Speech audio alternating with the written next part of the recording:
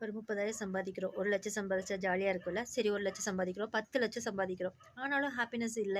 நீங்க எவ்வளோ சம்பாதிச்சாலும் உங்களுடைய செலவு இன்க்ரீஸ் ஆயிட்டே இருக்கு அப்படின்னா, யுனிவர்ஸலோட லாவ நீங்க தப்பா யூஸ் பண்ணிட்டு இருக்கீங்கன்னு அர்த்தம். எவ்வளோ செலவு பண்ணாலும் அத விட காசு உங்களுக்கு அதிகமா வரணுமா? கண்டிப்பா வருங்க. நீங்க யுனிவர்ஸோட லாவ கரெக்ட்டா அனலைஸ் பண்ணி யூஸ் பண்ணீங்கன்னா. நம்ம வாழ்றதுக்கு மோஸ்ட் இம்பார்ட்டன்ட் விஷயம் காத்து, தண்ணி. தண்ணிய நீங்க யூஸ் பண்ணும்போது பயந்து யூஸ் பண்ண மாட்டீங்க. ஜாலியா யூஸ் பண்ணீங்கன்னா, அது போயிருச்சு அப்படின்னா, திரும்பி நமக்கு வரப்போகுது அப்படிங்கிறது தெரியும். அப்ப காசு செலவு பண்ணும்போது மட்டும் ஏன் பயப்படுறோம்? காசு அப்படிங்கிறதும் எனர்ஜி தான். நீங்க எவ்வளோக்கு எவ்வளோ செலவு பண்றீங்களோ, அத அத அவ்வளோக்கு அவ்வளோ வந்து திரும்பி வரும். ஸோ நீங்க ஸ்பெண்ட் பண்ணும்போது என்ன நினைச்சுட்டு ஸ்பெண்ட் பண்ணணும் தெரியுமா? ஆ நெறைய பேர் வந்து பார்த்தீங்கன்னா, "ஐய்யய்யோ! காசு என் கை விட்டு போகுதே!" அப்படின்னு ஸ்பெண்ட் பண்ணுவாங்க. அப்படி அப்படி வந்து நினைக்கவே கூடாதுங்க. காசு நம்ம கை விட்டு போகும்போது.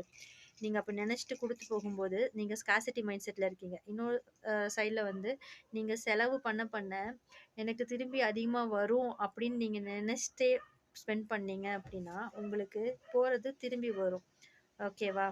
ஏன்னா, அ அந்த நம்பிக்கை தான் முக்கியம். சரிங்களா? யுனிவர்ஸ் வந்து உங்களுக்கு ஒரு புது ஆப்பர்ச்சுனிட்டி வந்து கிரியேட் பண்ணி குடுக்கும். நீங்க காசு சம்பாதிக்கிறதுக்காக. காசு நீங்க நெக்ஸ்ட் டைம் எங்கேயாச்சும் நீங்க செலவு பண்ண போறீங்க அப்படின்னா, இத சொல்லிட்டு சொல்லுங்க. Dear money, go serve others and come back with more blessings. அதாவது இந்த பணம் மத்தவங்களுக்கு போயி அவங்களுடைய பர்ப்பஸ அத பூர்த்தி பண்ணட்டும். திரும்பி வரும்போது பல மடங்கா மத்தவங்களோட பிளெஸ்ஸிங்கோட சேர்த்து நம்ம கிட்ட வரட்டும். அப்படின்னு சொல்லி குடுத்து பாருங்க. நீங்க குடுக்குற பணத்த விட பல மடங்கு திரும்ப வரும்.